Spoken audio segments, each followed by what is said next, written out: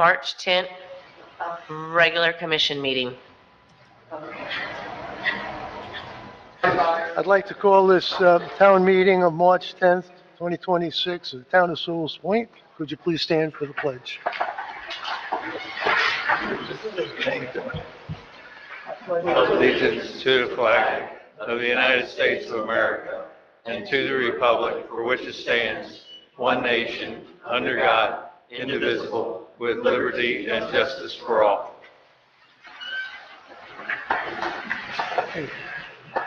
Can we call the roll? Okay. Mayor Burrell? Here. Vice Mayor Mayfield? Here. Commissioner Pender? Here. Commissioner Kurzman? Yes. Commissioner Titicus? Yes, President. Have a quorum. Okay. See, we have a couple of proclamations and some presentations. So the town manager introduced the video for property tax. Yes, the League of Cities has sent out a video in reference to the property tax situation, so I'm just going to play that so everybody had an opportunity to see it. Most days don't make headlines. Most days, things just work as they should. And across Florida, city by city, they do. Police, firefighters, first responders, clean water, safe streets, new roads. From public parks to public safety. Most of the time, most of our local services just work reliably, invisibly, and of course, locally. No one likes taxes, but in Florida, year-round residents pay less and get more than just about anywhere else. Property taxes? About half that of Texas. That's part of the Florida formula. Low taxes, high value, with most decisions made and most dollars spent close to home. But some want to upend that formula, shifting dollars and decisions to distant politicians. That means less accountability, less value.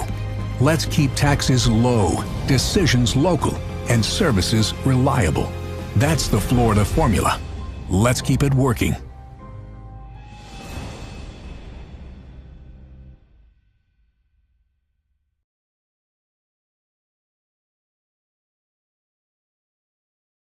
Good city's coming out. Yeah. That was a quick ending, wasn't it? Okay. Now we have some proclamations. Following proclamations for Women's Month. And that would be for Kaya Mayfield. Shall we go down and we can give you the proclamation? Well, not for me, is it? Well, it's good. You're handling it. I'm handling it? Would you like me to read the You're proclamation? the face of the women. Can we have the clerk read Yeah, the we'll have- proclamation, Mayor? We'll have Yep. her read it, yeah. I'll read it.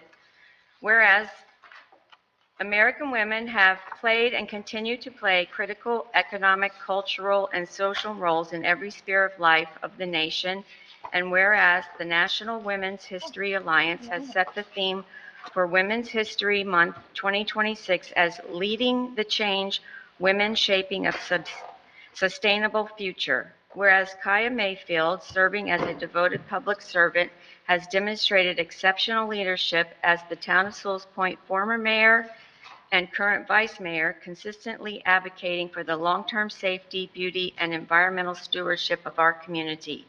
And whereas her commitment extends beyond the town's borders, representing our residents at the Florida League of Cities on the Finance, Taxation, and Personnel Committee, and the Treasure Coast Regional League of Cities, where her common sense approach was recognized as with the Hometown Hero Award in 2023.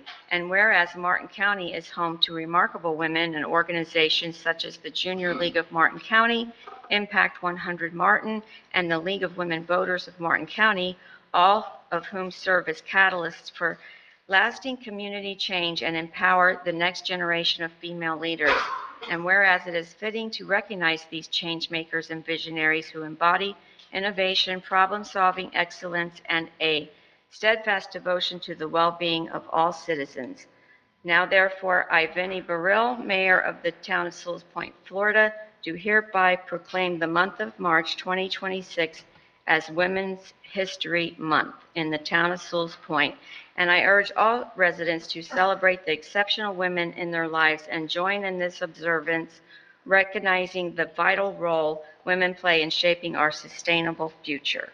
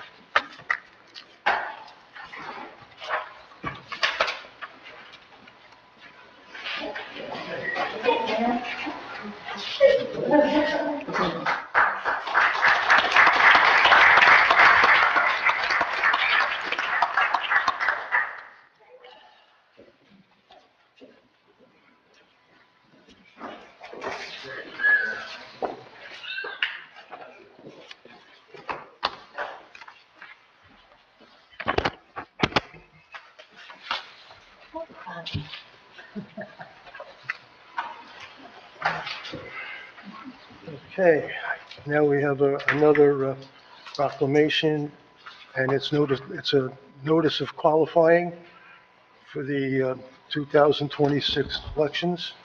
Yes, sir. A proclamation notice of qualifying an election. Whereas any person who is registered as a resident of Sewell's Point by the Martin County Supervisor of Elections and at least 18 years old is permitted to vote. Any registered qualified voter in the town of Sewell's Point is eligible for election as commissioner. And whereas eligible candidates shall file with the town clerk at any time after noon on the first day of qualifying, which is Monday, June 8th, 2026, which is the 71st day prior to the primary election, but no later than noon on the last day of qualifying, which is Friday, June 12th, 2026, the 67th day prior to the election. All required qualifying papers in accordance with the Town of Sewell's Point Code of Ordinances and Florida's Election Code as set forth in Florida Statute 99.0612. And whereas there are 2 vacancies on the Town Commission created by the expiration of terms, the vacancies to be filled in this election shall have 4-year terms that expire in November 2030. And whereas the general election will be held on Tuesday, the 3rd day of November 2026, at which time a vote will be taken for 2 vacancies. The polls will be open from 7 a.m. until 7 p.m. Voting will be held at Sewell's Point Town Hall, Meeting Chambers, 1 South Sewell's Point Road, Sewell's Point, Florida. Whereas if 5 or more candidates qualify by the closing of the qualifying period, a primary election will be held on August 18th, 2026.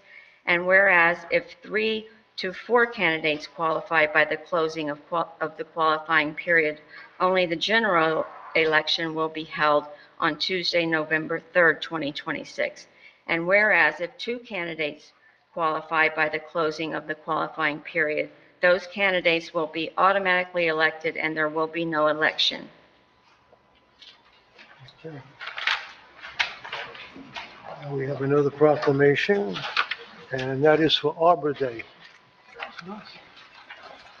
Proclamation. Whereas in 1872, J. Sterling Morton proposed to the Nebraska Board of Agriculture that a special day be set aside for the planting of trees. And whereas the holiday called Arbor Day was first observed with the planting of more than 1 million trees in Nebraska. And whereas Arbor Day is now observed throughout the nation and the world, and whereas trees can reduce the erosion of our precious topsoil by wind and water, lowering our heating and cooling costs, moderate the temperature, clean the air, produce oxygen, and provide habitat for wildlife. And whereas trees are a renewable resource giving us paper, wood for our homes, fuel for our fires, and countless other wood products. Whereas trees in our city increase property values, enhance the economic vitality of business areas, and beautify our community. Whereas trees, wherever they are planted, are a source of joy and spiritual renewal And whereas on April 25, 2026, the town of Sewell's Point will observe Arbor Day with an annual Rooted in Community Arbor Day celebration. Now therefore, I, Benny Burrill, Mayor of the town of Sewell's Point, do hereby proclaim Saturday, April 25th, 2026 as Arbor Day. Okay, we have another proclamation, and it is for Irish American Heritage Month. Irish Heritage, American Heritage Month proclamation. Whereas Irish Americans helped to fashion a system of government for our young nation, as 22 presidents have proudly proclaimed their Irish American heritage, and whereas in 1792, Irish-born James Hoban provided the architectural plans for the White House and served as one of the supervising architects for the construction of the Capitol, and whereas the Irish first came to Spanish La Florida in the 1500s as missionaries and mercenary soldiers, and then as planters, traders, businessmen, and doctors. And whereas Irish Americans have provided and continue to provide leadership and service to this nation's political, business, and religious establishments. And whereas it is fitting and proper to celebrate the rich cultural heritage and the many valuable contributions of Irish Americans. Now therefore, I, Benny Burrill, Mayor of the town of Sewell's Point, Florida, do hereby proclaim the month of March 2026 as Irish American Heritage Month. All right, is there any public comment on any items that are not on the agenda? The septic to sewer issues we're going to deal with when we get to the septic and sewer towards the end of the meeting. Okay. Okay, seeing no one, we're moving right along. Any additions or deletions or changes to the agenda? I move for acceptance of the agenda. Okay, we have a motion to accept. Do we have a second? Yep. And we have a second.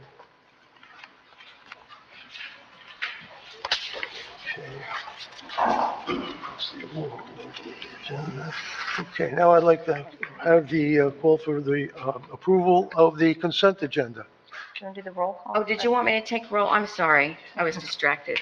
The approval of the agenda? Okay. Vice Mayor Mayfield, Yes. Commissioner Fender, Yes. Commissioner Kurzman, Yes. Commissioner Tidikis, Yes. Mayor Burrill. Yes. Okay. All right, now we're going to go to the approval of the consent agenda. Do I have an approval of the consent agenda? I'll make an, Motion to approve as accepted. second. We have a motion and we have a second. Do we have any discussion? Seeing none, want to call the roll? Commissioner Fender, Yes. Commissioner Kurzman, Yes. Commissioner Tidikis, Yes. Vice Mayor Mayfield. Yes. Mayor Burrill. Yes. Motion passes. Okay, now we're heading for new business. I'd like to have the resolution number 97-26, adopting Martin County mitigation strategy. Resolution read into the minutes. A resolution of the Town Commission of the Town of Sewell's Point, Florida, authorizing the mayor and the Town Commission to adopt the 2025 Martin County Local Mitigation Strategy Plan as the official document for inclusion in the statewide hazard mitigation strategy, providing for conflicts, severability, and an effective date for other purposes. Okay. Do we have a I move for motion to acceptance. approve? I second. We have a motion, we have a second. Do you have any discussion? Call the roll. Commissioner Tidikis, Yes. Commissioner Kurzman, Yes. Commissioner Fender, Yes. Vice Mayor Mayfield, Yes. Mayor Burrill. Yes. Motion passes. Okay. Now we're going to go out to bidding procedures, town manager. Yes, let me just pull up the memo so we have it on the screen.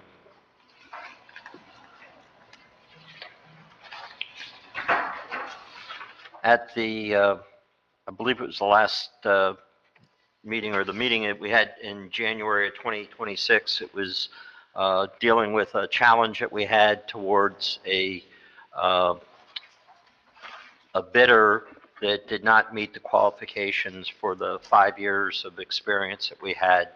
And that was in reference to the septic to sewer program for the 129 connections.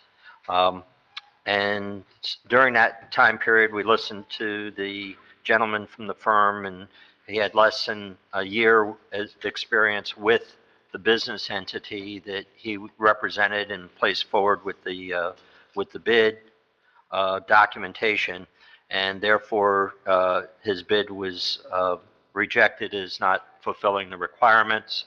He came back before this commission and did mention that, you know, he had other experience, and at the close of the meeting, he didn't prevail in his appeal, but I was asked to go ahead and take a look at it, at the bidding procedures with staff. We have two items that really govern the bidding process. One is our local procurement code that we have under ordinance, and the other one are the requirements of the grant agency. And some of those are state requirements, and some of them are federal requirements.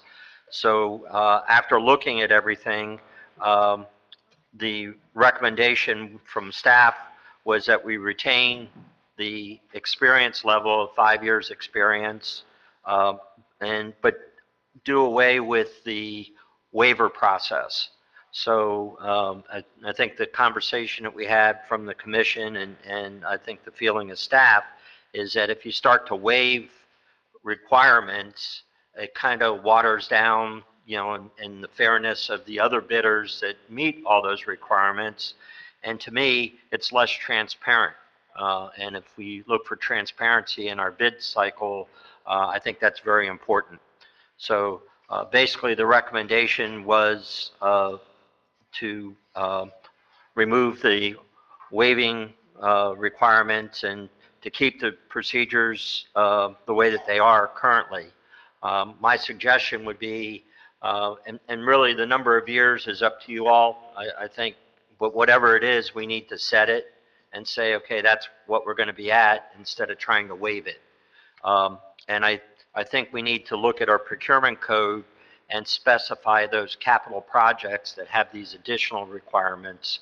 And I think that would also help be a guide for future commissions should the issue come up again where somebody challenges a bid.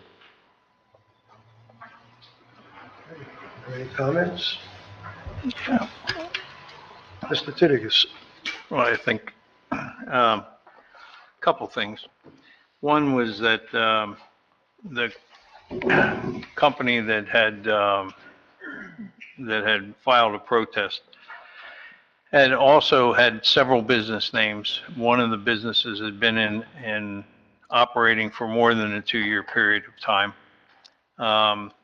This company had also successfully completed projects for Jupiter Island and had successfully completed projects for Martin County. And the gentleman provided documentation along those lines. And the bid was $150,000 under the next closest bid. Understood at the time that, you know, we didn't want to make an exception because it would open the door up to the bidding process, and we were on a tight time frame to get everything done. However, I think that we ought to consider reducing the amount of 5 years down to a lesser number, number one. And number two, and I understand I had a conversation with Mr. Daniels to where he feels uncomfortable with any ambiguity in there. So instead of a waiver, if an applicant has successfully completed other projects for other municipalities and provides documentation along those lines, that they should be considered in the bidding process. I mean, $150,000 is a substantial savings. This was a 10% swing on the contract that we were awarding. So I would recommend that what we end up doing is reduce our requirement from 5 years to a lesser number of years. And should a bidder provide documentation that they have successfully completed projects for other municipalities, that they be considered. Okay. Commissioner, Vice Mayor Mayfield. Yes, before I make my comments, I just want to confirm with staff, so, if we get a situation where there's only one bidder and they're less than the required number of years, that's not a problem, correct? If we wanted to, I guess under those circumstances, we probably need to address the language, so at least we do have a qualifying bidder. But, my problem with the experience is if you don't, if somebody's not qualified to do the job, we could be saving a lot of money, but we could end up paying it in the end if they don't get the job Right. finished in time and so forth. but what I'm saying is if we have a situation where there is one bidder and they don't meet that qualification, we always have the option of accepting them should we deem them experienced enough or We given could that add that situation. language into Okay. the procurement code. I feel like we should add that language in just in case, because we've had some good bidding results lately, but I don't feel like that's always been the case. And I then agree. I think that I'm good with reducing the 5 years to 3 years. I thought that seemed a little more reasonable to take into account people like in the previous situation. I'm not sure about submitting the work that they've done because I don't want to be in the place to be judging whether that was a similar kind of project or would that show his experience for the project we're doing. I don't feel like I'm qualified enough to kind of make that determination. I know you just said considered, so, but I'm just not confident in that right now. But I agree with the 3 years and then putting in the wording to cover the situation where we have nobody who meets that qualification. Mr. Kurzman. Yeah, I still want to stay with the 5 years. There's got to be more of a track record. Somebody did a couple of good jobs by a couple of municipalities, especially what we have right now. We have a deadline to go about with this project. If we don't have this done by June 20th, I believe it is, we lose millions in grant money. It's not worth it. I'm not going to gamble that. And also quality of the work, because somebody did something good twice. The vendors that we're using right now on the project have a very long resume of the amount of work they've done, and they've been deemed very dependable, not only in other municipalities, but right here in Sewell's Point. So that does add it. It's sometimes the least expensive isn't always going to be your best, and it is a good savings. I'm not going to argue with that, over $100,000. But at the same time, we have millions to risk, and I wasn't going to risk millions of dollars at that time. I felt even if it was 3 years or 1 year or no years, we have to, when you do this, you have to consider what's at store when we go about this, and I personally feel I would like to stay with the 5 years. Any other comments? Is there a motion for it? Okay, yeah. Yeah. What's the action required of this? I'll make a motion. Okay. I'll make a motion that we reduce the bidding requirements to a 3-year period of time. And if a bidder has demonstrated that they have successfully completed projects for other municipalities of a similar scope, and now I'm going offline to make a comment, our town engineer invited this company to bid and was familiar with their work, that they can be, assuming they provided the documentation, they could be considered as a bidder.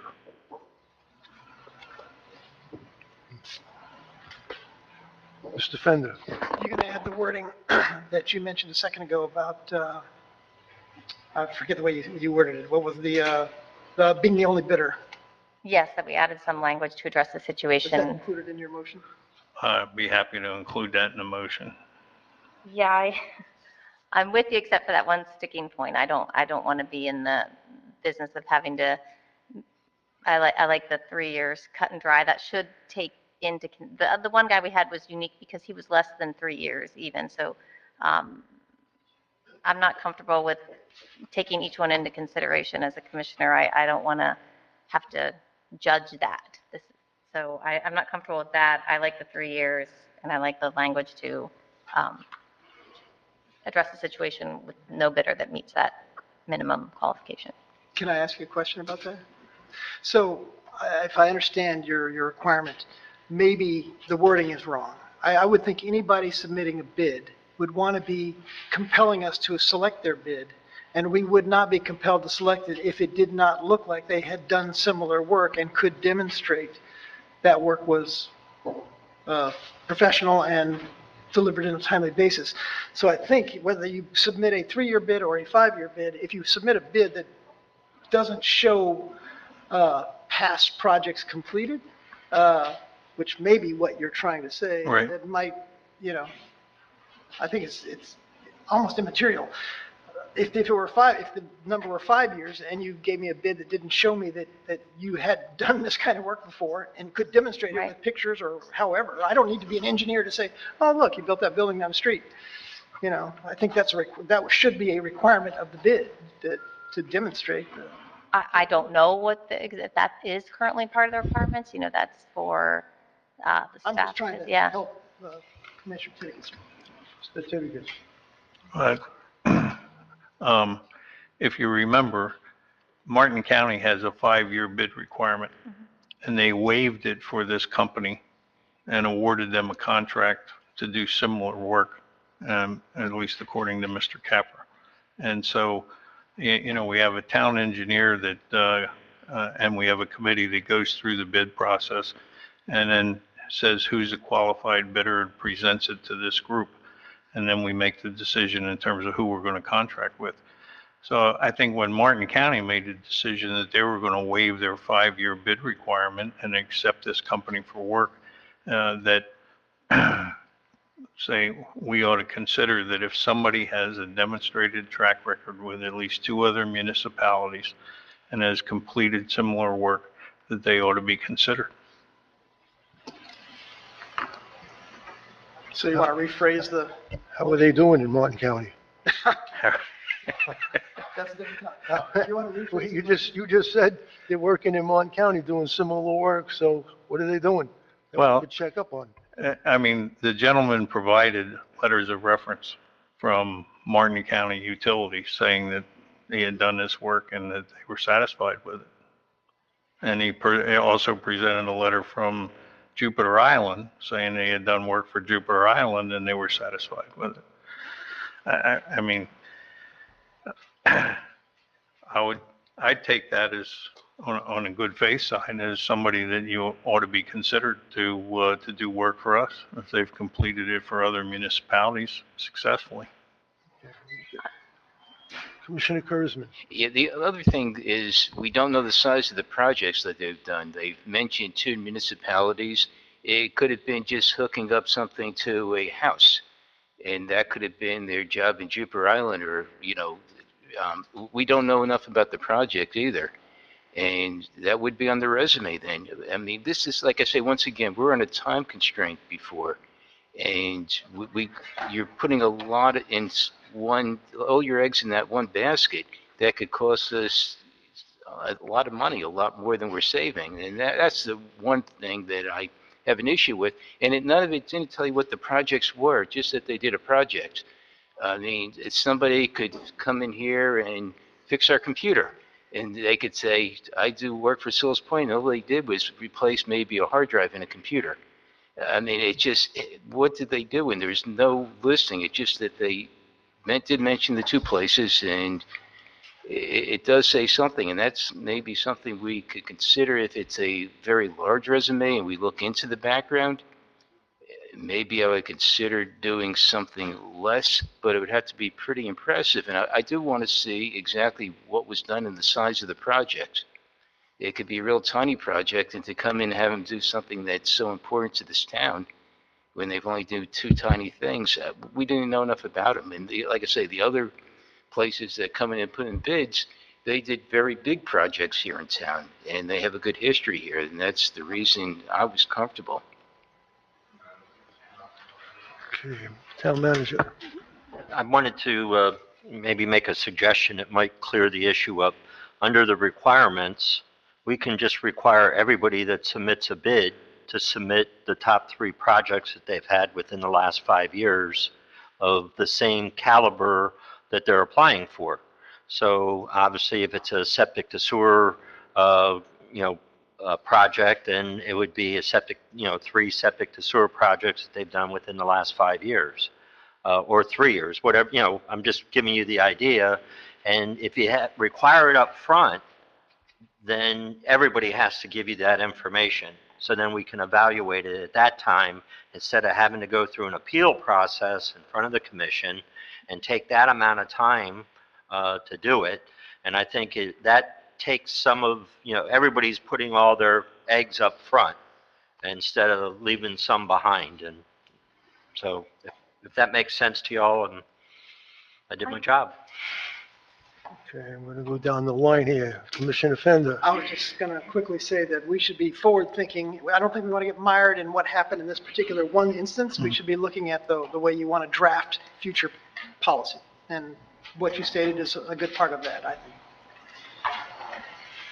Okay, Mr. Titigus is next. I agree with Commissioner Fender. What we're looking for is altering our bid requirements on a go-forward basis. We all voted at that last meeting that we would not accept we wouldn't sustain the gentleman's appeal, and we wouldn't make an exception. But I think on a go-forward basis, we owe it to the town to spend their money wisely.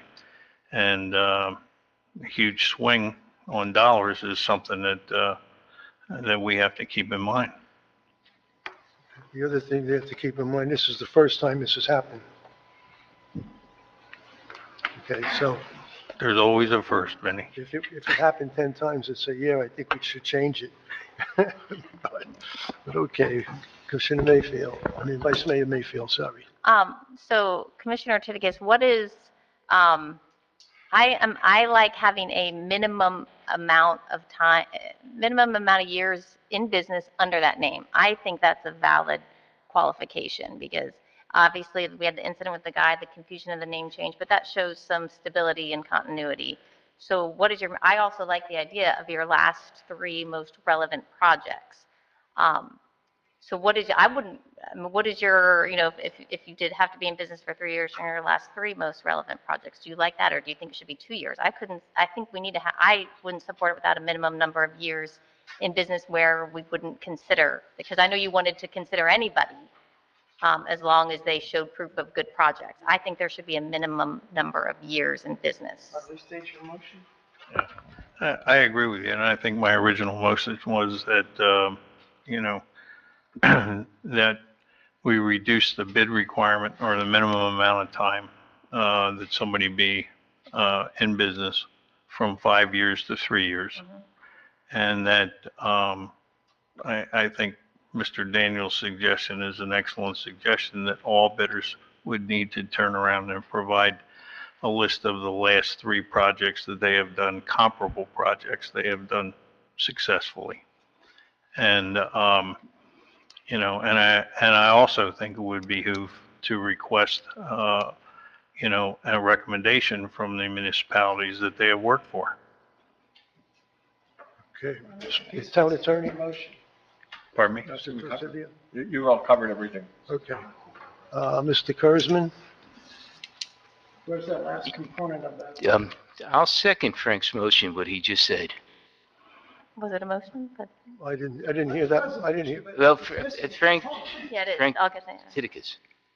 Did you want to add the part about the wording for if no bidder, if we get one bidder, or like there's one person available and they're not meeting everything? Sure. Okay, Be happy to. okay. That if there is only one bidder, then an exception to the policy is made. I'll second. Just one question. If there's one bidder, an exception policy will be made or may be made? Maybe, maybe. Maybe. Okay. That's good, lawyer. Well, it's hard to Good, vote I like bid. that. I could put in a bid. No, I You know. don't want me to do sewer work. You're out of here. Okay. Okay, we have a motion and we have a second. Okay, call the roll. Commissioner Kurzman, Yes. Commissioner Fender, Yes. Commissioner Titicus, Yes. Vice Mayor Mayfield, Yes. Mayor Burrell, Yes, motion passes. okay.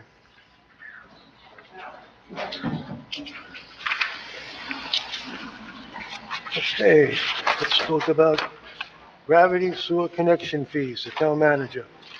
Yes, I believe it was back in December when we were discussing the opportunity to add to the grinder system and the gravity system of our new projects and getting the permission from the county to go forward. There was comment by the commission of what the fee should be moving forward and trying to level out that fee versus, the expenses. So obviously, that's a decision the commission makes. I think the staff just basically needs a recommendation on where you would like to go. Is that the route you still want to go on? Because the process basically would be to add an ordinance to charge a fee, and then after that, have a resolution on what that fee would be. Now, let me pull up, if I may, the spreadsheet that you have that I got to go to a different drive here, so bear with me.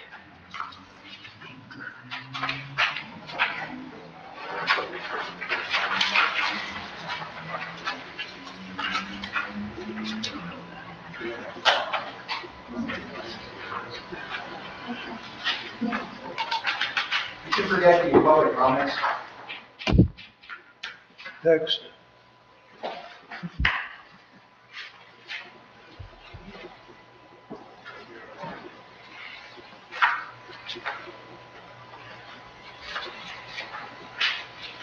There we go.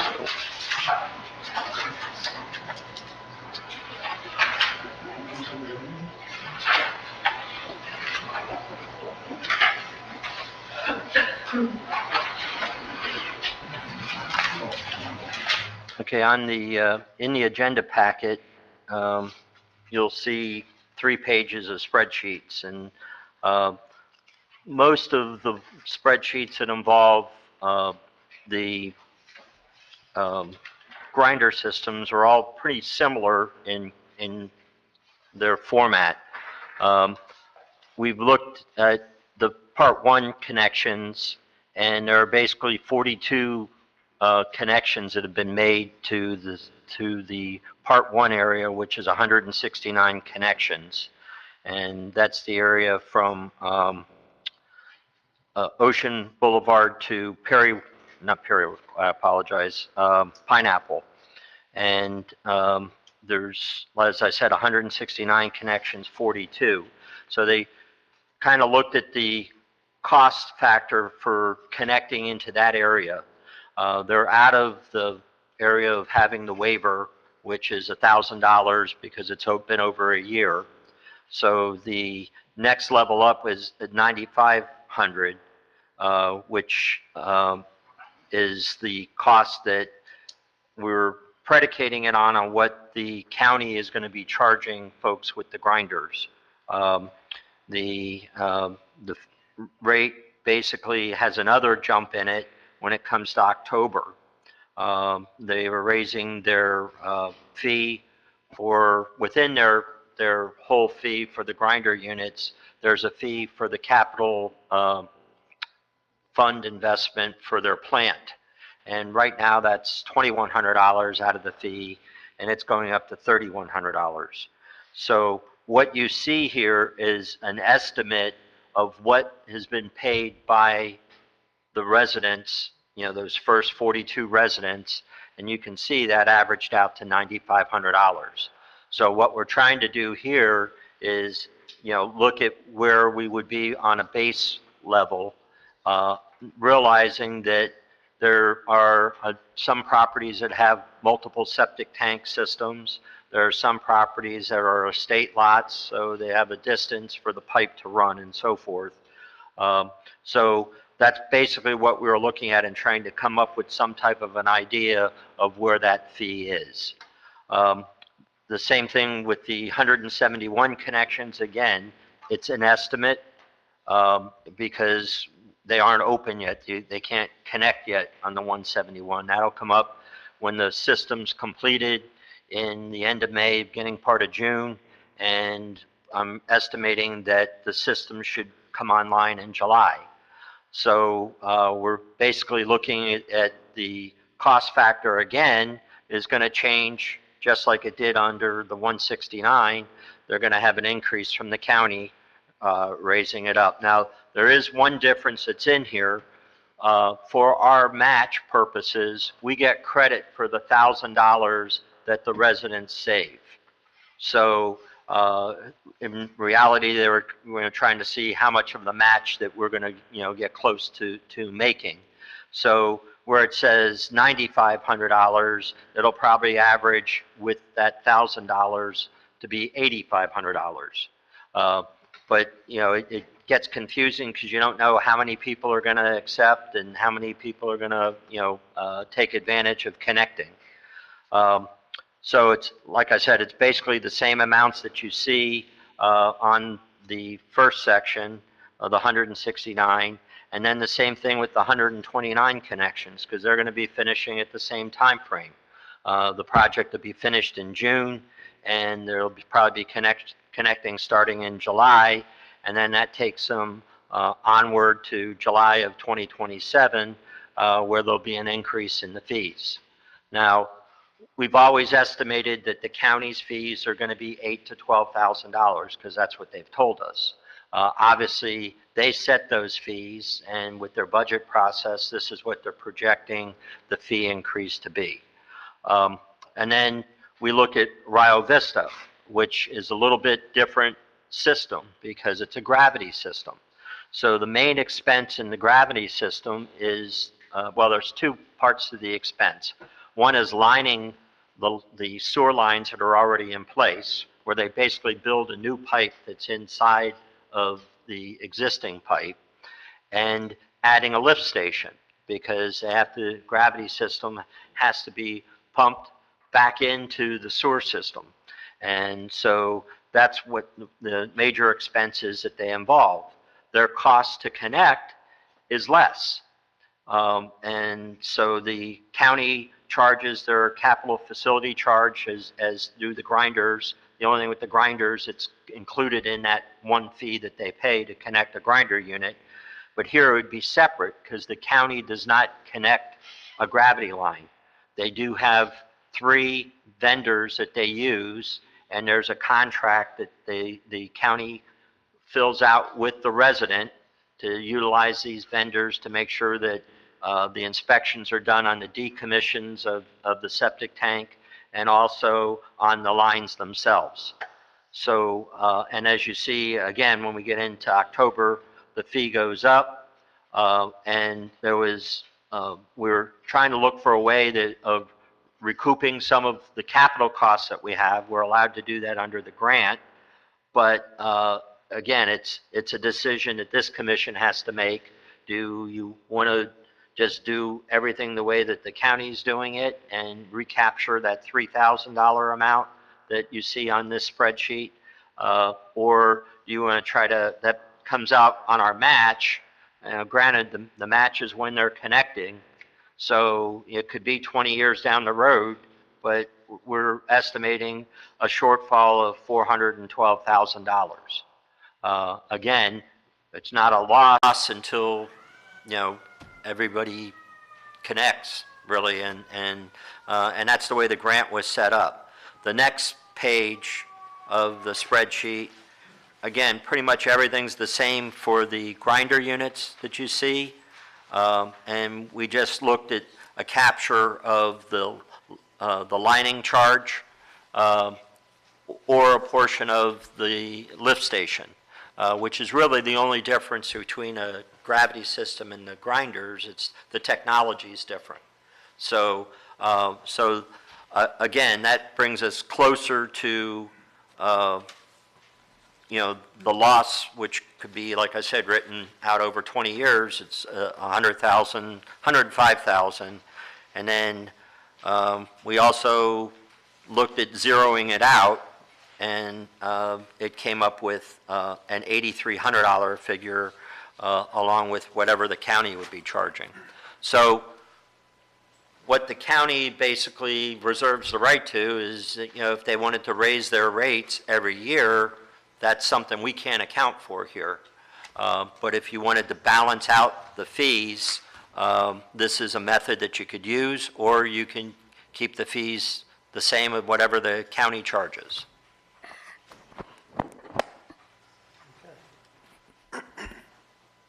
Mr. Fender? Thanks for explaining that to me, Town Manager. That made sense to me.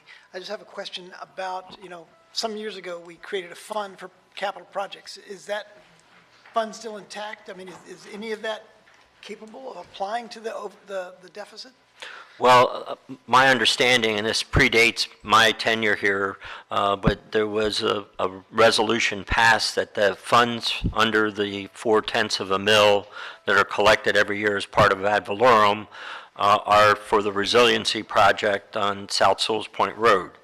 So, but I guess that would be something, it's a resolution, so that would be something that you all would have to approve or change or modify, and probably Mr. Torcivia Part of that, but would be the how, best do we have any idea how much is in that fund?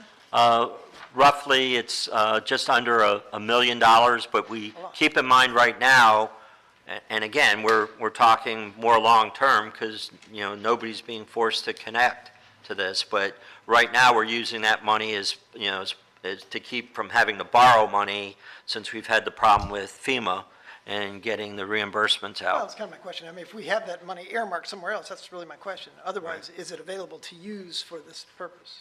I think we've used maybe about $40,000 of it, but it's just a little over $1 million is what we figure is in there. Any other comments? Yeah, Oh, there you go. Okay, Frank. couple of comments. Number one, 0.4 of a mil was dedicated for major capital projects and is identified as such in our budget. And the budget in brief that was presented to us during the budget period of time. Secondly, when I met with you and Ms. Pierce yesterday, Ms. Pierce indicated that there was $1.2 million in our capital project fund today. And so there is money there to be able to handle it. I'd like to point out a couple other things. There were 3 options that were presented.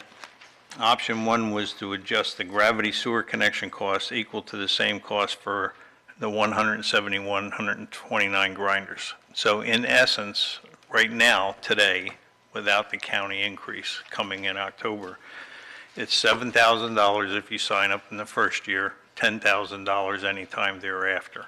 I mean, that's the letter that Leo Rapetti is sending out, or has sent out to the 169 connection. Would you mind if I clarified that? That's Sure. That's the low end rate.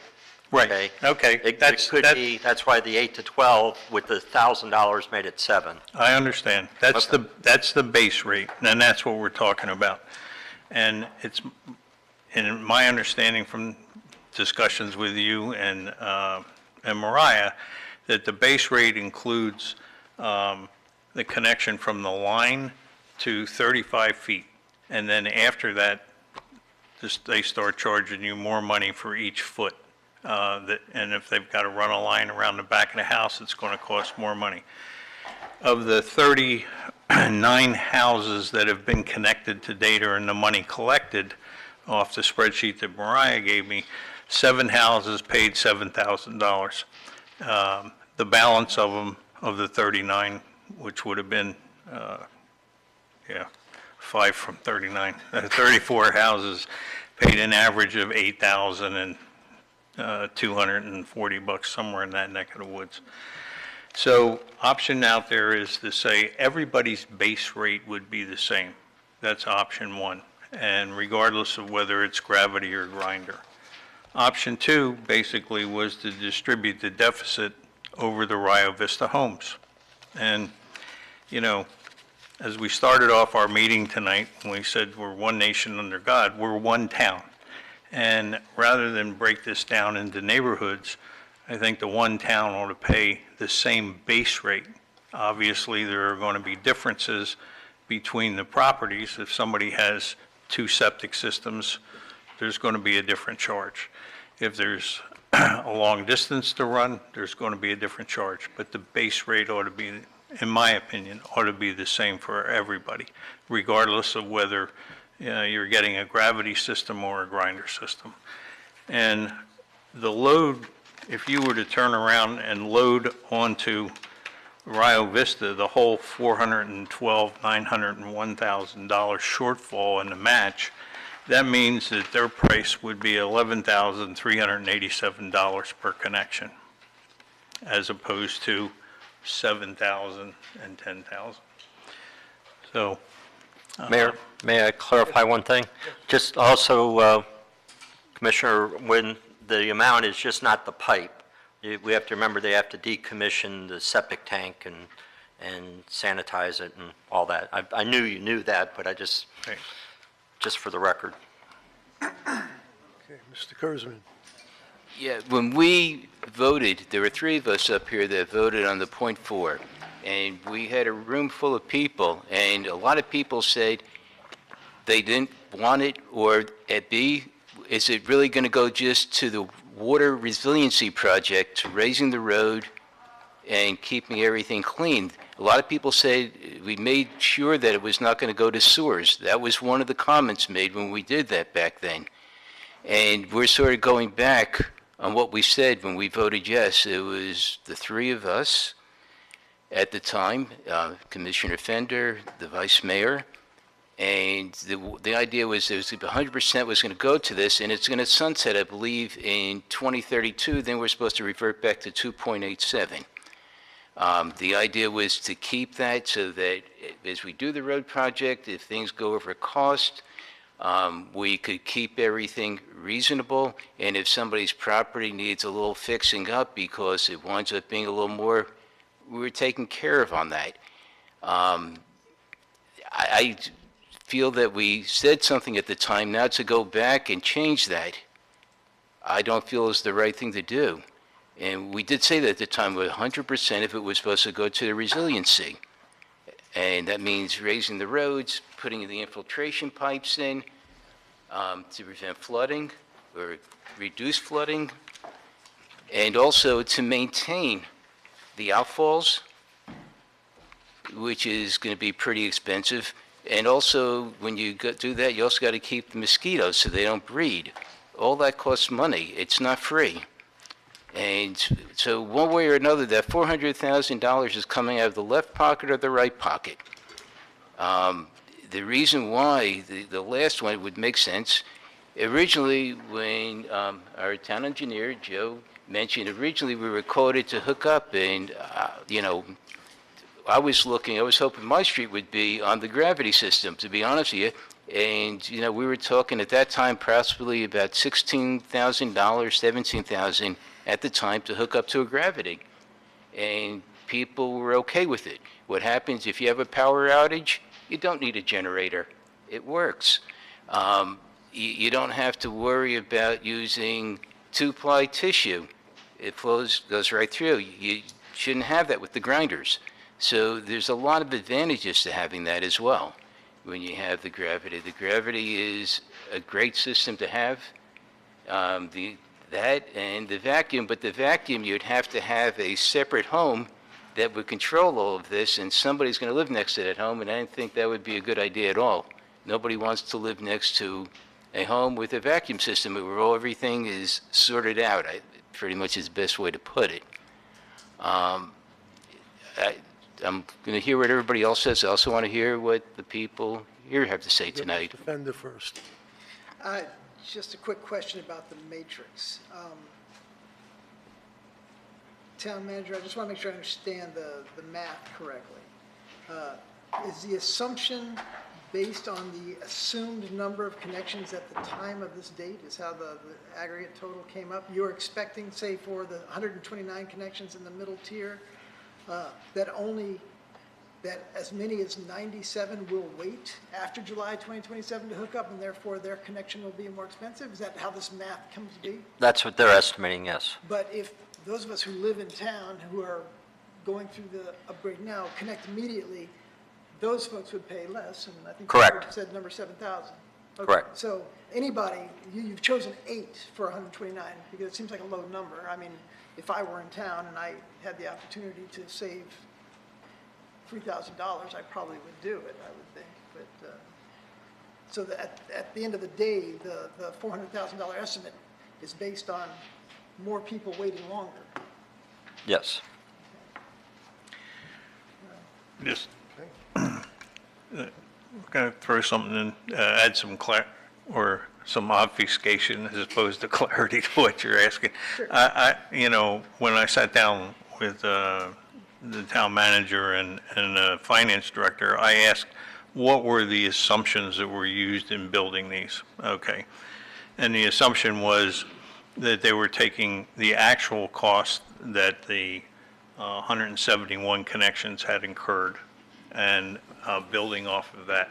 So as I mentioned earlier, there were 39 people of which they have numbers on today, 5 of which paid $7,000 and the other 34 paid an average of $8,200 or $8,400. The second thing was in terms of the numbers that you see for 129 and Rio Vista, that was taken off of the current percentages that have connected in the first year, second year, and third year, and they were layered into that. Correct me if I'm wrong, Bob. Right, it was extrapolated, I Right. guess, for And then the other assumption that was built into this was that Martin County Utilities is going to raise its connection charge on October 1st by $1,000. So the 7 will go to 8, the 10 will go to 11. And those were the 3 assumptions that Will were. be done by then. So Right. we could meet that deadline if we wanted to. Sure. The other thing I'd like to point out to Commissioner Kurzman is I don't think we're going to have to pony up the $105,000 because as you look at this, the longer this time period, that first of all, the Department of Environmental Protection has said the match can be utilized on the connection fees. And the average septic system lasts anywhere between 25 and 40 years. And so those of you that have just recently put in a septic system or a new drain field, you got another 25 or 40 years before you're going to have to connect up to the sewer. You won't get a permit to put in a new drain field. You're going to have to connect. By that point in time, I would expect that Martin County Utilities will have also increased their rates. I expect putting in a new septic system will cost more than $12,000 as well. It may, Yeah. but Martin County Utilities will have increased their rates to the point where that $805,000, if we chose option 1 and said we make it equitable for everybody, will have been eaten up by inflation. This is a good deal. And so we're never going to have to come out of pocket with that. I don't believe we will. You scared me with the $12,500, but we don't have to pay $12,500. We can pay Well, $8,000 or $9,000. That was the other thing. I mean, there were 2 options presented, and then the recommendation that came out from the town was, forget the 2 options, let's just charge everybody $12,500, and there's no discount for the first I year. don't see that. That was I the don't like that assumption. plan. Well, hold on a minute, because that was the direction that the commission gave, that you wanted to charge the same amount. I don't necessarily agree with that, but I'm doing what I'm charged to do, and that's why we came up with the best plan that we could. Okay, if you've got a everybody great would plan. calm down now, I'd like to call some residents up to see what they have to say. Mayor, one more, just. Okay, come on, short. Okay. I was wondering what happens with the shortfall. Nobody has told me. I mean, we could philosophize that nobody's going to come out and ask for the 400,000, which would be nice if nobody does. And eventually, 40 years from now, if it's due then, I'll be dead probably, as much of us will be up here. But it just, yeah. So but will they be looking for this money in 10 years, 20 years, 5 years? Nobody gave me an answer on that yet. Over the years. everything that we put out was for the match would come from the connection fees. We were totally open when we did the application that way, and we were totally open when we went through the contract. And I believe, Glenn, I don't know if it was you or Susan had been through the agreement, but, you know, it's spelled out in at least 3 locations in our contract. So it's pretty prevalent. This is a capital project, regardless of what you said before. Yeah, so in other words, the last payment won't be due until everybody's hooked up? Is that how that works? Yep. That's what it says. Then I'm okay with it. Told you, it's a great deal. Okay, I'd like to call up Art Schwartz.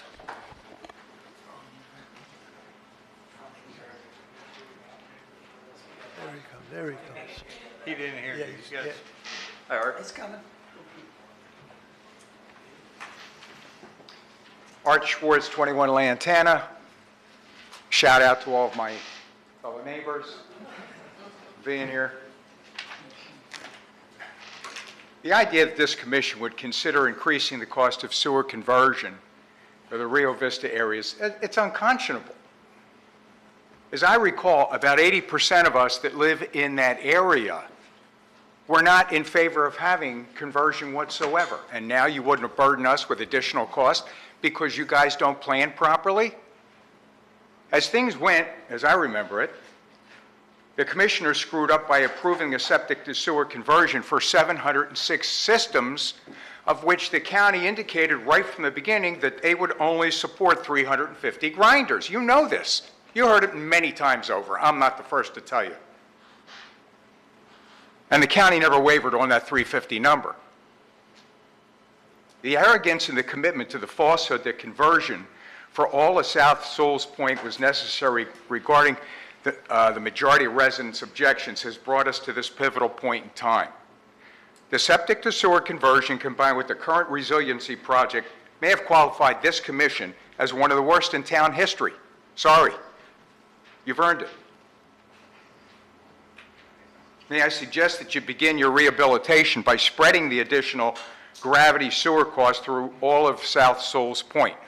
We in Rio Vista shouldn't be hammered because of poor planning. We didn't ask for gravity. We didn't ask for sewers at all. And you're going to tell us we've got to pay more money? Stop it. And Commissioner Kurzman, with all due respect, you're talking about, you gave your word, whatever, about the mills. Let me tell you something. High Point was the last area that was supposed to get sewer conversion. What happened to the people on Riverview? They were supposed to be next, but you guys got it. How'd that happen? So with all due respect, you know, what's right is what's right. And I suggest you begin by doing what's right and spreading the cost evenly among the residents, all the residents of South Sewell's Point. Thank you.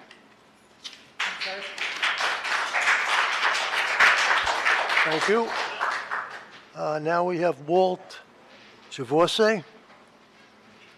Walt Javorse. Yeah, hi, my name is Walt Javorski. I live on 4 Pineapple Lane. I have a question regarding the grinder system that's been installed on Pineapple, when we already have a grinder system, a gravity system in place. Why did we spend the extra money to put a grinder system when we already have a functioning type system installed? Please explain, somebody. I'll be more than happy to meet with you after the meeting and explain it to you. Yeah. And just to clarify, I know that the system was inspected a couple of years ago and was found to be in good condition. The gravity system. See, if I may, Mayor, okay, because normally we don't comment on public comment, but it's just not the pipe. You have to have a lift station. We have a lift station. No, you don't. Yeah. Well, No mechanics in it, but a lift well, station exists. it's where the location is, but there's no. It's on South Sewell's Point Road. Okay, well, I'm not going to get into a debate with you, but I'll be more than happy to talk to you about it later. And our engineer's right here. Pardon me? Okay, well, you can stay afterwards and we'll have that conversation. There's no discussion back and forth with the commissioners. We only let that happen just because it happened. Okay, got anything else to say to us, sir? No, I just wanted an answer. Thank you. Okay, thank you. Ken Strick? Hard act to follow some of these speakers.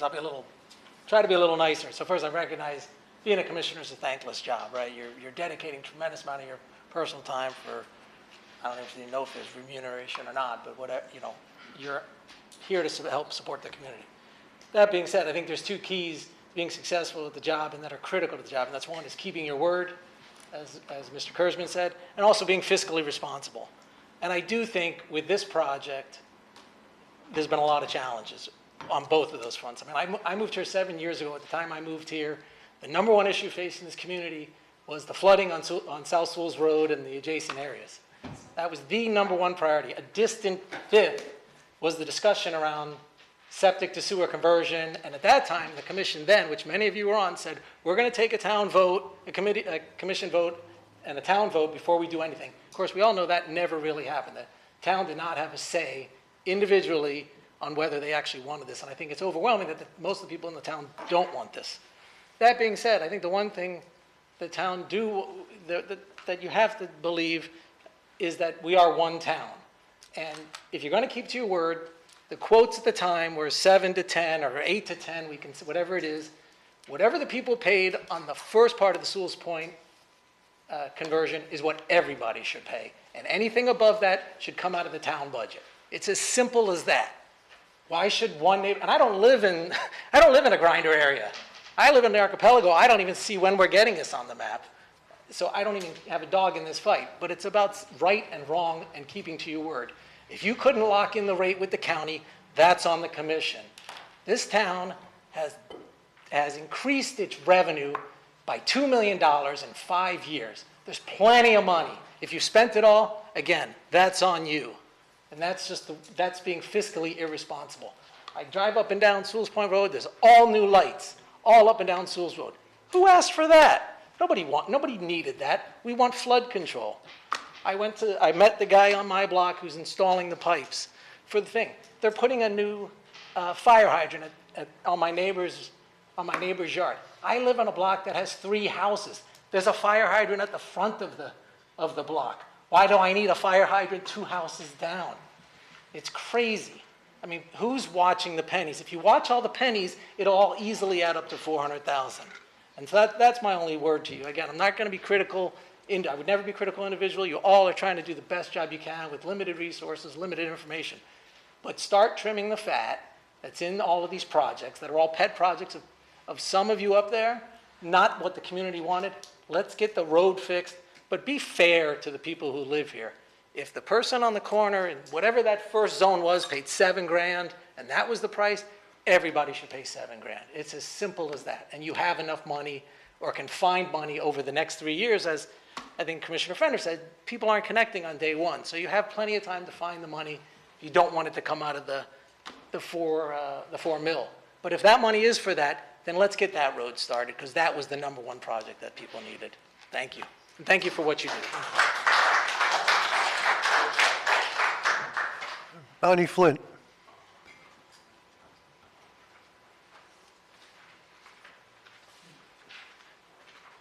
Good evening. I kind of wish I wasn't as well known here, but this has been going on for 15 years that I'm aware of. And at least 3 of the 5 of you were around when you voted this project in. How the hell did you think you were paying for this? We shouldn't even be in this situation now of looking to scare up 400,000. Fortunately, some good and future thinking prevailed, starting to escrow money towards capital expenditures. So whoever, I think that was Mr. Daniels, who initiated that perhaps 2 years ago or so. But in any case, we are where we are. However, I'm feeling very neglected as we figure out the numbers here. There's 93 of us that aren't even being considered or planned for as we're scrounging around to get the extra dollars for the current commitments. That's the group from Town Hall down to Ridgeland, I think. Right. What do we, chopped liver? I mean, where does that come in? Please, I wish we could open it up so I could understand the thinking or lack thereof. Frank Bender, I mean, you said, oh, well, they don't even want it, so we aren't going to make a plan for them now. Well, you need to plan for all people, all neighborhoods, and work with a number that'll work for everybody. Okay? I mean, it's solid financial thinking. Thank you. Please. Thank you. Okay.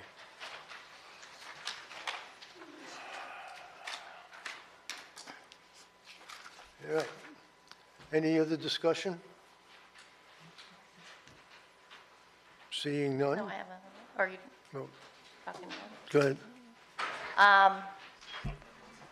Well, first, I want to say that I agree with Dave that .4 mils, we were here, it was always about the road project. We said capital projects, I think, to give it a little more space, but it was always about the road project. So I agree that was never meant for sewer, and I would never support using it for sewer because that was always about the road project. That has always consistently been this commission's first priority, and none of those mills have ever been used on any sewer project because we agreed to it and that's what we've been doing. And that's what everybody wanted. So thank you for bringing that up. Also, I understand the concept of everybody paying the same base price. I get that. The concept of everybody paying what the first person paid when they hooked up just logically doesn't make sense because of the passage of time, time value of money, inflation. It doesn't make sense that some people are getting to hang on to their money and earn money on that money and pay the same rate that somebody paid for it like 4 years before. So there's that whole concept, that part doesn't make sense. I do understand the everybody paying the same base rate. I mean, it looks like right now, if you guys were kind of talking about that 400,000, nobody's going to come collecting. There's the question of just leaving it the way it is. If that's the case, all the residents of Rio Vista, if I'm looking at this chart correctly, are going to be paying less than anybody else who's getting grinder. So this scenario, is that correct? That's correct. Okay, so that's what the commission has kind of been leading towards with that. I would ask staff about the wiseness of leaving that kind of open or not open. If we were going to bring it up to a generalized base rate, then some of the Rio Vista people would be paying more to do a generalized base than what if we just stuck with this first chart. Is that correct, Commissioner Tinikus? The first chart, Yes. If you said, okay, let's not worry about collecting the 412,000, but let's bring everybody up to the same base rate, because right now, Rio Vista, July 26 to October 26, their total is 5,100. yeah, it actually comes out to 59.54. And Where's the extra? I don't know, you just take the 452,500. Oh, because I'm just talking about the first from July to the very first people, right out of the gate, would be paying 5,100. Right. Right. But then there's a shortfall on a match of $412,000. Right. How do you plan on dealing with that?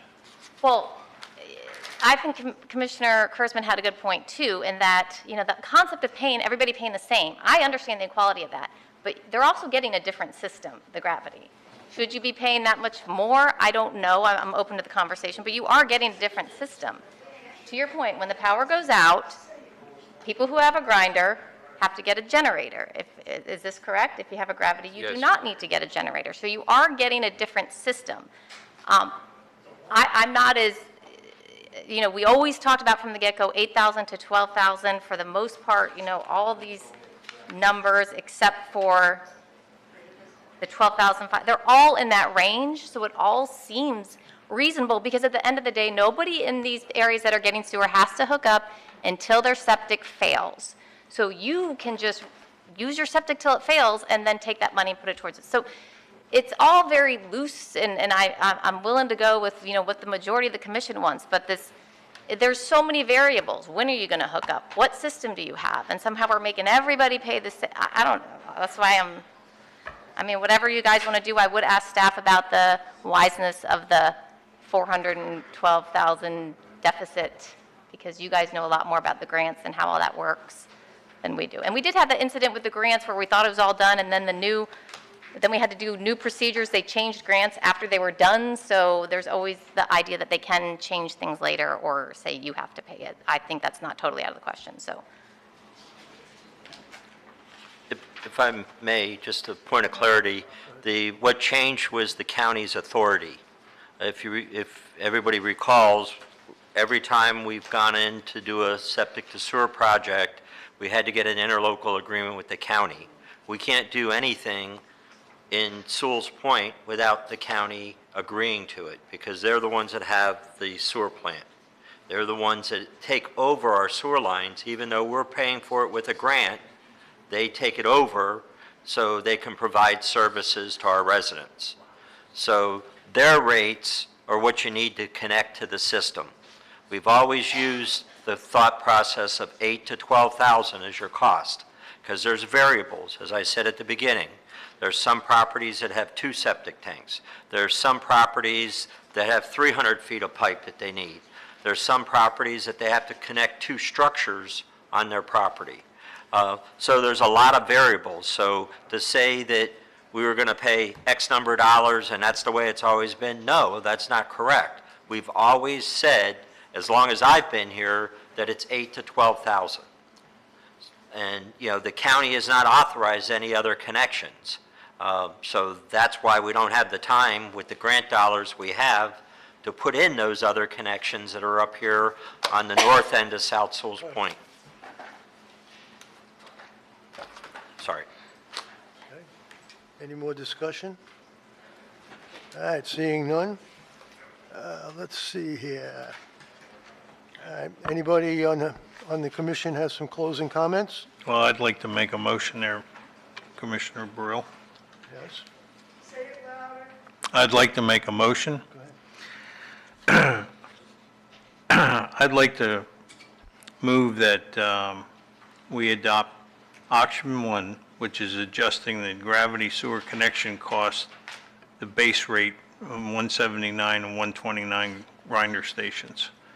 And that if there is a shortfall at the end of the grant period, 40 years or 25 years down the road, that it be taken out of our capital improvement fund. And, Mayor? Yes. I have a question for council. Are you 100% sure that nobody's going to come back at us 5, 10 years from now, 15 years from now for this 400,000? I want to make sure. You can never be 100% sure of anything, especially when you're dealing with federal government, state government, and grants. As the manager said, rules change. We've all seen FEMA, for example, claw back millions of dollars from local communities after they've approved grants. So I can't give you that guarantee, because depending on the administrator of FEMA or the different grants that we receive, there's no guarantee. I feel before we even take a vote on this, I'd like to know, just for argument's sake, 5 years from now, 10 years from now, they call us out for the 400,000. Where's the money going to come from? I'm asking my fellow commissioners and staff. I'd like to have an answer on that.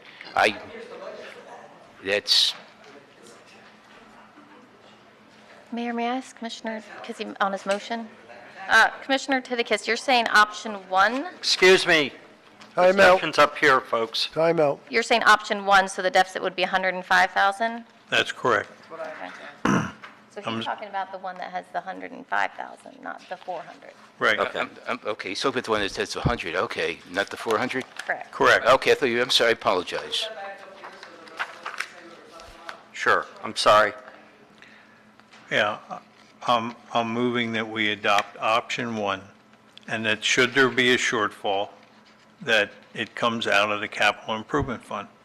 And I think in the conversations that our town staff has had with the Department of Environmental Protection, they understand that the match money is coming out of the connection fees. And as I said, I don't believe that we're going to have to end up paying $105,000 because as Martin County Utilities, because of the interlocal agreement, raises its rates over a period of time, the connection fee is going to end up going up, you know. But we're going to start off with a base rate, and then it's out of our hands once we turn this over to Martin County Utilities. Can I ask you a question about your motion again? You can ask Sorry, away. so we can clarify. The fact when if there's a shortfall at the end at a capital improvement fund, that is something that I don't support, but I also know it will have sunsetted by then unless the entire town is hooking up by 2032, which I highly doubt. So can we just put in something different? Otherwise, I support the motion. Well, okay. The capital improvement fund, I think, doesn't sunset until 2035. I may be wrong on that, but I think, But the funds in there don't sunset, they're still in the fund. yeah, the money's still there. That money's not going away. And today you have $1.2 million in that fund. We're collecting roughly about $400,000 a year on that .04 mills. Okay, how about when the road project is done? Because it was always about the road project. Okay, well, let's put it in there. It was always about the road project, always. And I don't want to go back on that, because I was the mayor when we raised taxes, when we did that whole thing. And I'm following through. It was the road project. So if the road project's done, then yes. I'll be more than happy to amend the motion that it comes out of the capital improvement fund after the road project has been done, after the current phases are done. Let me, Mayor, please. Go ahead, Mr. Kurzman. Yeah, one of the things we said, after it sunsets, the money that remains in there is going to go to cleaning the outfalls, repairing the outfalls, and also mosquito control and other things that are necessary for other improvements. So I'm not going to throw that away. And the money that was brought in for the capital improvement fund is going to stay with the capital improvement fund. That was our word, and I am not going to go back. You're not going to touch a penny of that money, because we said it was going to go towards something, and... Well, the motion will die for lack of a second then. What about a suggestion, another suggestion? Pardon? Can I make another suggestion to his Go motion? ahead, go ahead. What about, because the commission's going to be different then too. So just say the commission can convene to determine how to use it, because I'm not going to be here in 2035 on the dais, so. Yes, you are. So it's so far off and it's becoming a sticking point that I would suggest that we just, Kick the can down the road? that part of it, yes, for the future commission to decide. That's what because I think there'll be a future commission when everybody's hooked up to sewer.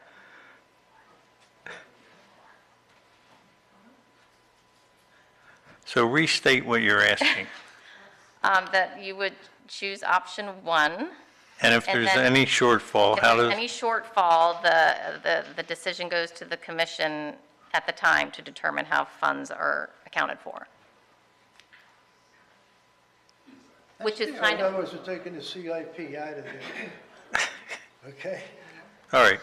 But it's option 1 so that everybody pays the same base rate starting out. yes. Okay. I'm fine with that. Is that a second? Town attorney. I'll second that. Okay, hang on. Don't second anything yet. Town attorney.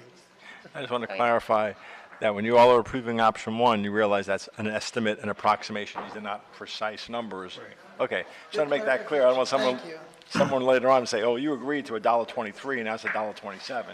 So, No, but it all starts at the same base rate, Glenn. And then, you know, obviously the county, because they own the system, you know, if they're going to bump the base rate in October, it I gets just want bumped in everybody to be October. aware of that, yes, Okay. it's the best estimate, best approximation, but I hear you, it's the same base rate, but Yes. it's going to change with inflation and other things.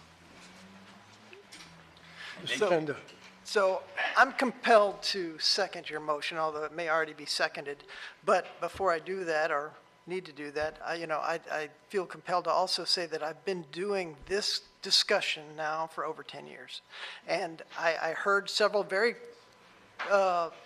specific comments in public comment, and I'll just say that some of it was actually incorrect, but that's okay.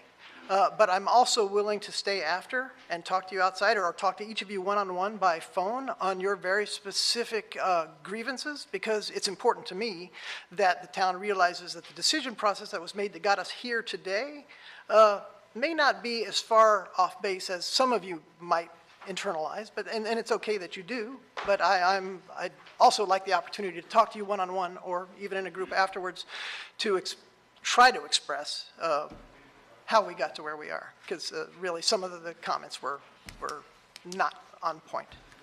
But anyway, with that said, I'll let you second, if you're going to second that. If you want to do it, I'm happy to second it. second away. All right, we have a motion and a second. Do we have any discussion? Mr. Kurzman? Yeah, I just can't, I want to protect the .4, whatever's in there, as I said I would. I can't support anything. If you want to take it out of ad valorem taxes and use that, I could do It's that. not specified how it will be used, but unfortunately, that will be how it will be used in the future if we don't include it in this. I mean, that's okay. That's fine. If we're going to do it, that would be the way to do it, because I'm not going to have go to back. Okay. Well, it is specific because they No. could go into that. I want to protect Well, that. the motion is not specific. No, I understand. I'd like it to be specific. Let me restate the motion for you. Yeah. Okay? The motion is basically that we're going to adopt option one, where the base rate will be the same for all of the community, for all the connections, okay? And that if there is a shortfall in the future, it will be handled by the commission at that point in time, because other than Commissioner Mayfield, who's a young lady, the rest of us are pretty old, and we're not going to be around. So, Thank you so much. I'm just calling it the way it is, Vinny, I'm not going to be around, let's put it that way. Mr. Titigus, you want to make any other comments? Nope. Okay, we have a Oh, I motion. have a quick comment. Sorry. I can't get- I just wanted to thank Commissioner Kurzman, because I believe in that .4 too, and I didn't realize that any excess was, I forgot, I hadn't looked at it lately for the maintenance utility, or the maintenance and upkeep of said road, so thank you. That's it. Okay, we have a motion and we have a second. Do we have any comments? Seeing none, call the roll. Vice Mayor Mayfield, Yes. Commissioner Fender, Yes, Commissioner Kurzman, No, because I want to protect the .4. No, but we are. We didn't say, but you said wherever the future commission decides, so they could go ahead and take it out of that fund. That's the problem. But they can do that even if they can do whatever they want. They can Doesn't undo matter. it. Take the vote. Sorry, I'm sorry. You got the votes. That's correct. My bad. I apologize. That was bad. Commissioner Titicus, Yes. Mayor Burrill. Present. You're voting president? That's it, present. That's illegal. you have to vote. You have to vote. You can't abstain. You don't have a It's choice, important. Vinny. Yeah, you have to vote. The only thing in the middle of the road are yellow stripes and dead armadillos, I tried to do brother. it one time, they wouldn't let me. I get where you're at, but you do actually have to vote according to ordinance. We'll have to vote. If you're going to keep a CIP, or you're going to take any money from the whole town, then I'm going to have to say no. Motion passes 3-2. 3-2.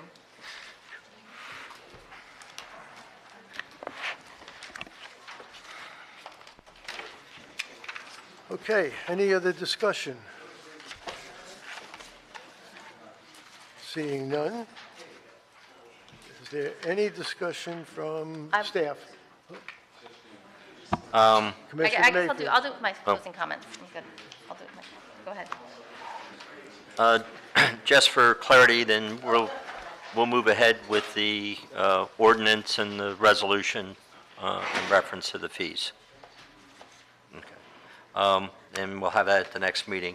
There was a comment that I've had from I can't remember now if it was a commissioner last month or if it was community members, but just for a point of clarification, on our official list of meetings, we were having 2 meetings in April.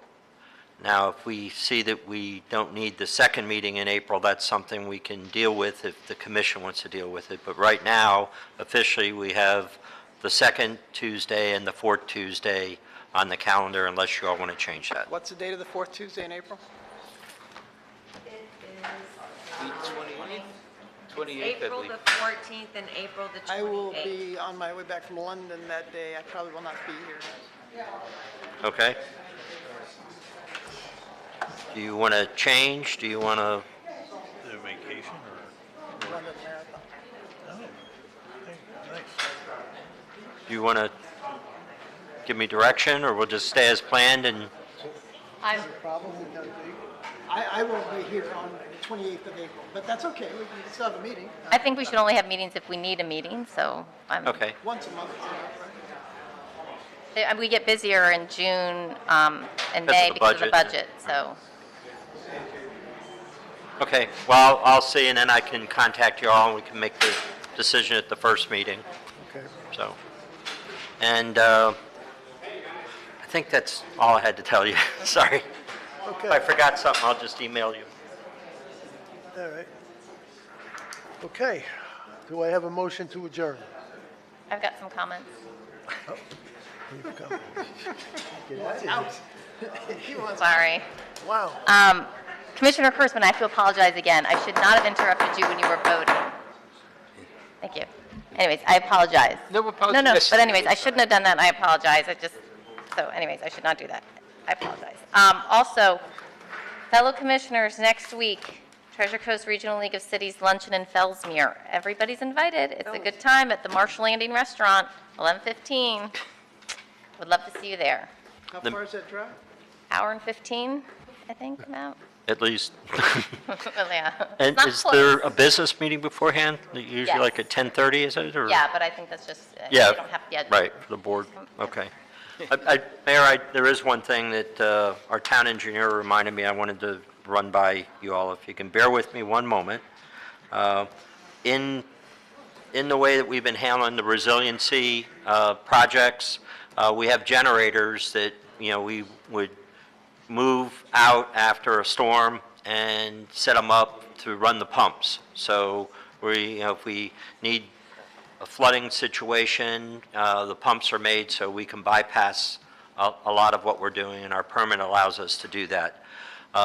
The prices on the portable generators have been increasing, which adds about $600,000, I think, to the current project that wasn't accounted for.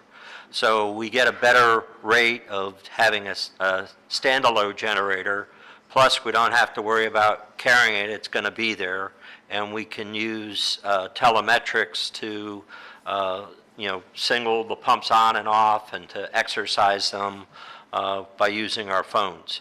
So I do have a picture I wanted to show you of, it should be on your monitors. That's just the one that's over in Homewood Park that's basically a hedge that we're putting around the slab that's there to cover it. But I'll show you what the generator looks like too.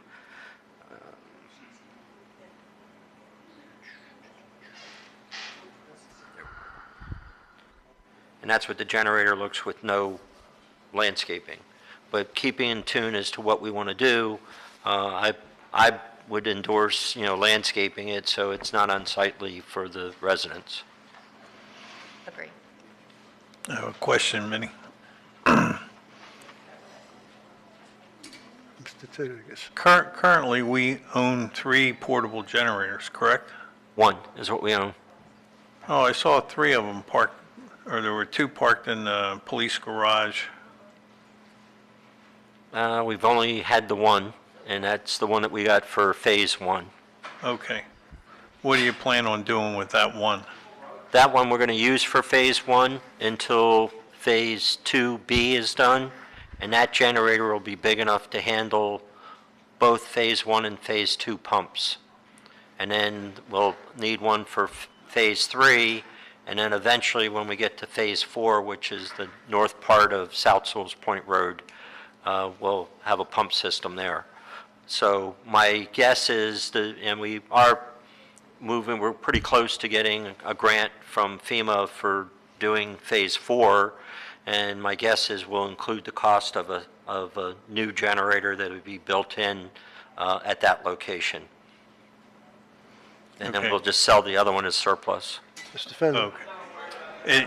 You cannot, can you remove it from the trailer and make it a permanent,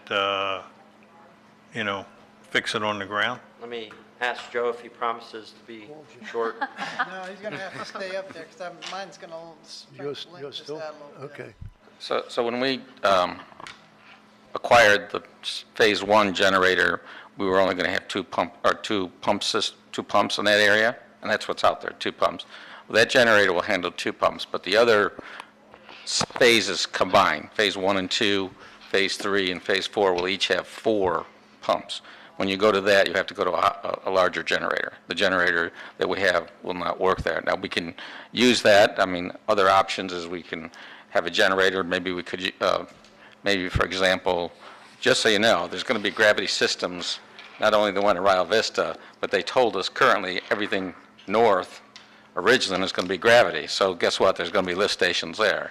So we currently could use that generator to maybe help the county. Maybe we'd give it to the county or loan it to the county, because they're going to want to use a generator on those systems if there ever is a need, of course. May not need it. So point being is you need a larger generator for 4 pumps, okay? And so we're going to combine what we found out in the first phase, where we placed the generator, they would not reimburse us for that generator. So we had to pay for that, and we used it as our match. The new generators are being put up the peninsula into higher areas above the 500-year storm event, and they will reimburse us for those. So that's the progression of how we've got to where we're at. Question for Mr. Daniels. Has a grant application been submitted for Phase 1? Phase 1, yes. Well, we've already finished out Phase 1. Phase 4. Or Phase 4, rather? Phase 4, yes. The FEMA grant. Was that- We haven't heard back from them yet because of, When was that submitted? It's been a while because we've been in a substantial number of reviews. It's been a long time. I can get you that information. If you would. Yeah. I'd like to know when it was submitted to the commission here to review it. Thank you. Mr. Fender? So I invite anybody to come visit Oakwood Drive. It's awesome, by the way. It's a daily adventure. I think it looks like Lebanon right now. But it's all right, progress. But I'm most concerned about the June date. So I'm hoping you and June date, yes. you guys are going to make me feel a lot better about making that date, or a contingency plan, what we do as a backup if we do not make that date, because we cannot lose those grants. Right. So far, we're on schedule. We do have a meeting tomorrow in reference to the septic to sewer, and then the resiliency, I have meetings on Thursday. So, my schedule's more meetings than anything else now. But yes. Let's say we don't meet the June date. Then we will get reimbursed for whatever we have in the ground. Do we have any extension capability? No. Do we? No, because we've already tried that, but in their contracts, June 1st is the date.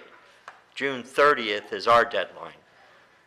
So we have another month, but I don't want to give them another month, because then that just means we're going to keep progressing. Well, I'm just concerned that the $100,000, $400,000 we've been quibbling about tonight is a drop in the bucket if we don't make the June date. So we can't miss that date. Well, I or believe we have to have a plan. I believe all the septic to sewer is going to be in. And after my meeting with the contractor for the resiliency project, I will have a better answer for you by the end of the week. Well, I wake up and talk to the pipe layers every morning because I walk my dogs by them, and they seem less confident than you. Yeah. I don't sleep nights. Okay. So All right. just How are you to, sleeping, Joe? he sleeps pretty good, It's kind probably. of amazing if you look at the number. I really do wish everybody go down there and look at all the contractors working. Well, there's Yeah. a lot. Oh, 7 it's amazing. contracts working with 5 contractors. There's not a public works project in the Tri-County areas that's doing this. So we've got their attention. Yes, I know, one of the first reason why the Phase 2 contract that you've been talking to is because we have a water main that we've just got certified, and they're making conversions to everybody's water service from the old to the new. So the gentleman that complains about 2 fire hydrants, he's probably looking at an old fire hydrant on the old line, and we're putting in new lines on the new ones, and we'll take those old ones out and we'll grout that line. So there's the confusion of new and old lines out there. But the fact of the matter is the low-pressure force main, the one that we had the concern of the bidders, he is doing phenomenal. He's ahead of everything. The lining people in the Rio Vista area, they're ahead of their schedule in getting the lining done. They're actually now lining services, okay? They put in all the lining, and we had one location where we had a route that they had to use special equipment on. They haven't finished that, but they've taken out a good portion of that route. So that's going on. The lift station, we're a little disturbed because, remember, the same contractor that's doing the low-pressure force mains is doing those first because he has to put the water main in place, right? Well, he's getting delivery on the lift stations this coming week, not this week, but next week. So all the projects are moving along. I plan on meeting the deadline. And Phase 3 is in there also. I mean, there are things like the purpose, and the reason I stopped Bob was on the generators. We have certain deadlines on different types of grants. The FEMA grants have some different deadlines than the DEP resiliency grants. And so we're obviously trying to make sure we get certain items done at certain times. But all those are happening. And tomorrow, the reason it was important is because the one generator he needs to acquire, he is the bigger generator for Phase 3, which will finish that project as far as generators go. He will be able to get that in probably a matter of 2 weeks. So that's pretty good, because usually we've been waiting 8 weeks for a generator. I So believe the guys on my street will get the pipe done in time, but I think that there's more to do. There's some, I mean, what constitutes success? Because do they have to be paved over? Do we have to have the curbs in place? I mean, it's a so let's nightmare. talk about what they've done already. Yeah. Which you may not have seen. They put the water main in, they're converting services. That's being done by one contractor. Yeah. They have put in all the low-pressure force mains, okay? And that's by another contractor. And then they're putting in the storm line. And to be honest with you, of the people that were having problems with this, how fast they're moving on the storm.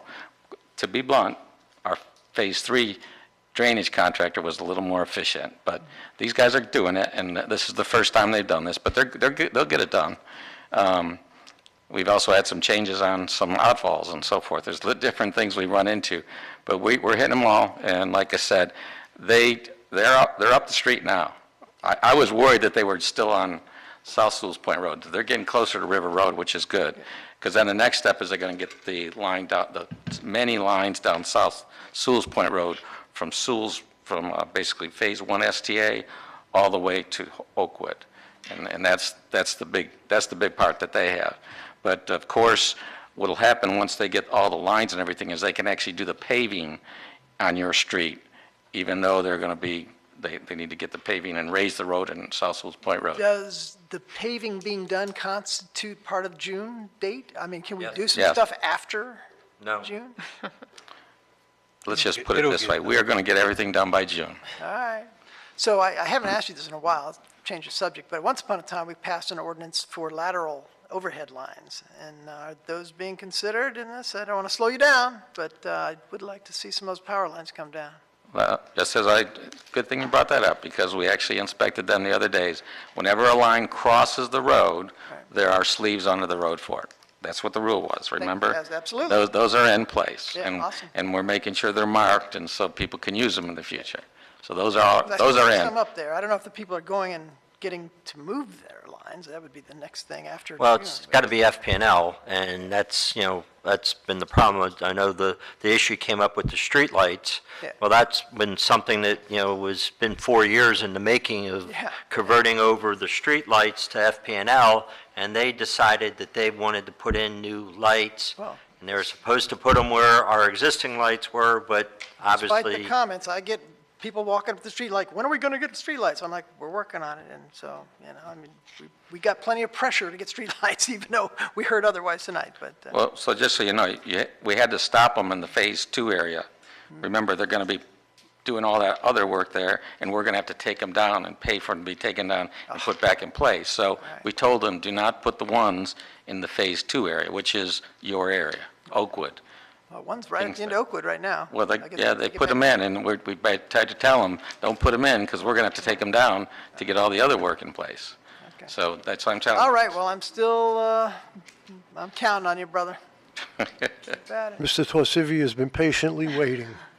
Only to let you know that Thursday, April 23rd is a day you all wait for so much. It's the 4-hour ethics training that the Treasure Coast is putting on at Indian River State College in Fort Pierce. So if you want to be What day there, is that? Thursday, April 23rd at April 9, 23rd. 9 till 1. And who is the professor that's They got teaching some rookie that they called up from the minor leagues. Oh, man, I wish I could see him. Actually, Elizabeth's going to lead off, and then there'll be, I think we have 3 lawyers altogether, because it's tough to do 4 hours by one person. I know, Nobody we do wants- it here with a couple of people just. I want to be able to sit there and answer questions. So You- if I'm giving a presentation, that's not a good thing, You know what's tougher? Listening to a lawyer talk for 4 hours. Oh my God, that's impossible. Listening to yourself for 4 hours is hard too. So, but anyway, Mr. of course Tisson. you can still do it online. There's Mr. still lots Titicus. of courses online. Yeah, just a comment to Joe. I heard from one of the residents on Rio Vista today that I guess your job supervisor for that was up there with a set of plans and was nice enough to walk through the plans with the gentleman in terms of what would happen with his property. And he was very appreciative of the fact that he had an opportunity to talk to the gentleman. Perhaps, you could do a workshop for the Rio Vista people where you lay it out property by property in terms of what's going on. Yeah, that's fine. That's fine. Yeah, just so everybody knows, because I know what was happening there is, we line the sewer line where it's placed, where it is in the ground. And now remember, it was built in the 1970s, okay? So all we're doing is lining it there, and where the services were in the 1970s place, we're putting those services back. If we don't do that, we will be tearing up the road and all sorts of different things. If that's not in the program, we don't have time for that. So from that point where we put the service, his septic tank may be on the other side of his house. It could be anywhere. But the fact of the matter, all I'm just trying to tell you is that's part of that on-site sewer extension. And so I'm just pointing out, there's been some comments about that. And I said, well, if we went and changed the services all around, we would have tore up a lot more stuff, and it would have cost a lot more money, plus it would have delayed the project. I'm not suggesting that. I'm just suggesting that if you were able to turn around and have a meeting here at Town Hall, invite the residents of Rio Vista to come in and take a look at, the schematics that you've got so that they can see where their property is and what the distance of the runs are and things along those lines. And the gentleman that I spoke with before the meeting today was very appreciative that your staff member took the time and walked them through it. Yeah, that's great. And I believe that it is a good thing to do, because they're going to start getting letters from the grinder area and the gravity area and saying that the sewers are available. And what does that mean? They won't know until we probably have that educational seminar. So I totally agree with that. We can do that. Mr. Fender. Just lastly, separate topic, I just wanted to commend town staff and Chief Tina and Joe even, to whoever accommodated the Marathon of the Treasure Coast through this tough construction zone and allowing us to run that Boston qualifying marathon through here last Sunday before. I ran it, it was amazing, but I kind of held my breath because I assumed they were going to reroute, and so, again, thank you for allowing the runners in Well, the town. police department did a great job, and, Joe and I were at meetings, and I think there had to be at least 6 meetings that we had with the contractors, and Joe made sure if I didn't bring it up, he brought it up, so Well, that's why I'm thanking you. I know it was difficult. Appreciate it. I appreciate it. glad it went Especially the chief smoothly. and her staff. Yes. We have a yes. Do I have a second? Yes. Second. Adjourned.